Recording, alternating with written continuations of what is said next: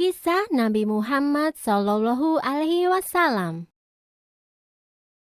Muhammad adalah sosok yang amat mulia.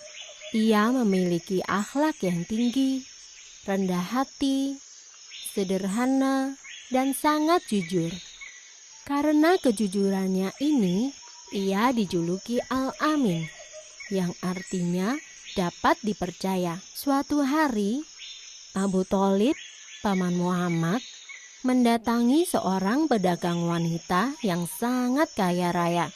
Pedagang itu adalah Khadijah. Abu Thalib meminta kepada Khadijah untuk menerima keponakannya sebagai pekerja. Khadijah sangat gembira menerima Muhammad sebagai pekerjanya. Meskipun bayaran Muhammad lebih mahal, Khadijah menyetujui permintaan Abu Thalib. Saat itu, Muhammad mendapat 4 ekor anak unta sebagai bayaran, sedangkan pekerja yang lain hanya mendapat 2 ekor anak unta sebagai bayarannya. Masyarakat Quraisy mengenal Khadijah sebagai wanita mulia. Ia adalah seorang bangsawan yang baik akhlaknya dan cantik wajahnya. Di usia yang ke-40, suaminya meninggal dunia. Khadijah pun menjadi seorang janda. Khadijah merasa sangat tertarik pada Muhammad. Bukan hanya karena Muhammad pandai berdagang, namun juga karena akhlak Muhammad yang sangat tinggi. Khadijah meminta kepada sahabatnya Nafisah binti Umayyah untuk melakukan pendekatan kepada keluarga Muhammad. Setelah dicapai kesepakatan, Muhammad dan Khadijah pun melangsungkan pernikahan. Saat itu, Muhammad berusia 25 tahun. Kehidupan mereka sangat bahagia. Dan perdagangan mereka pun semakin maju. Sekitar 10 tahun setelah Muhammad menikah, terjadi banjir besar yang melanda Mekah. Banjir itu menggerus dan merusak dinding Ka'bah.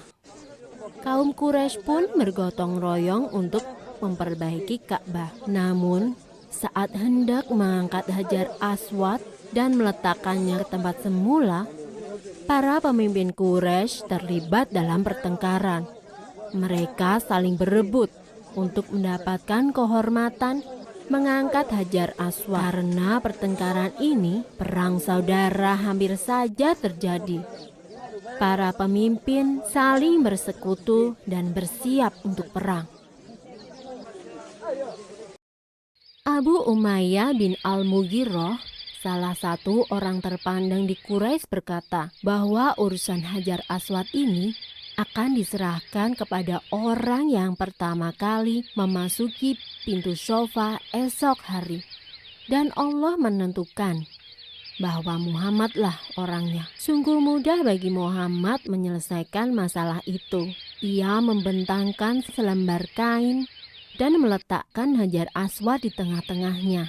Kemudian, ia meminta kepada para pemimpin Quraisy untuk memegang tepi-tepi kain tersebut. Dan bersama-sama mereka mengangkat Hajar Aswad dan mengembalikannya ke posisi semula. Masalah pun terselesaikan dengan damai. Dan Muhammad pun semakin dihormati. Kaum Quraisy tidak berbeda dengan kaum-kaum sebelumnya.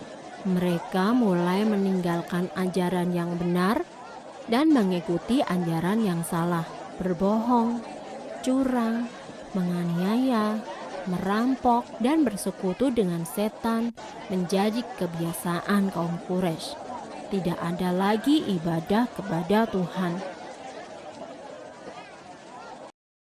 Muhammad merasa gelisah dengan perilaku kaumnya.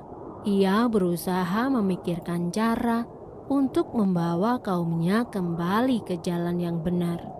Kemudian, ia memutuskan untuk menyendiri di Gua Hiro. Sekeras apapun Muhammad berpikir, ia tidak bisa menemukan jawabannya. Maka, tepat pada tanggal 17 Ramadan, atau 6 Agustus tahun 610, atas perintah Allah, malaikat Jibril mendatangi Muhammad dan menyampaikan wahyu. Saat itulah Muhammad mengemban tugas sebagai Nabi Allah, bukan hanya untuk kaum Quraisy, namun untuk seluruh umat manusia. Dan ia merupakan nabi terakhir. Tidak ada nabi lagi setelahnya.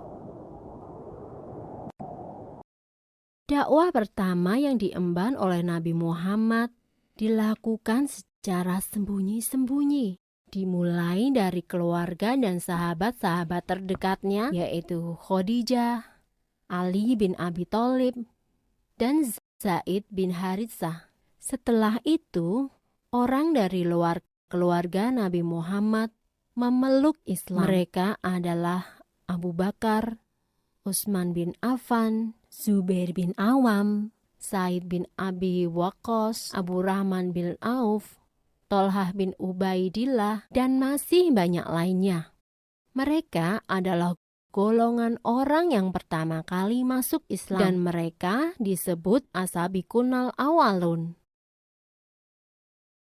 Selama 3 tahun berdakwah sembunyi-sembunyi, pengikut Nabi Muhammad terus bertambah. Selama itu pula, kaum Quraisy tidak begitu peduli pada gerakan Nabi Muhammad. Namun, ketika akhirnya Nabi Muhammad mulai berdakwah secara terbuka, para kaum Quraisy mulai bangkit untuk melawan Nabi Muhammad. Apalagi dakwah Nabi yang paling keras adalah ajakan untuk memeluk Islam dengan cara meninggalkan Tuhan-Tuhan berhala mereka.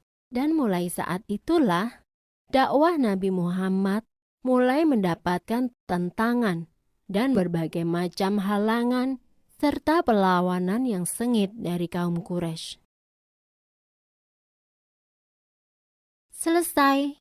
Di gua inilah wahyu pertama yang berupa ayat 1-5 surat Al-Alaq disampaikan oleh malaikat Jibril kepada Rasulullah, yang artinya, bacalah dengan menyebut nama Tuhanmu yang menciptakan. Dia telah menciptakan manusia dari segumpal darah. Bacalah, dan Tuhanmulah yang paling pemurah, yang mengajari manusia dengan perantaraan kalam atau pena. Dia mengajarkan kepada manusia apa yang tidak diketahuinya.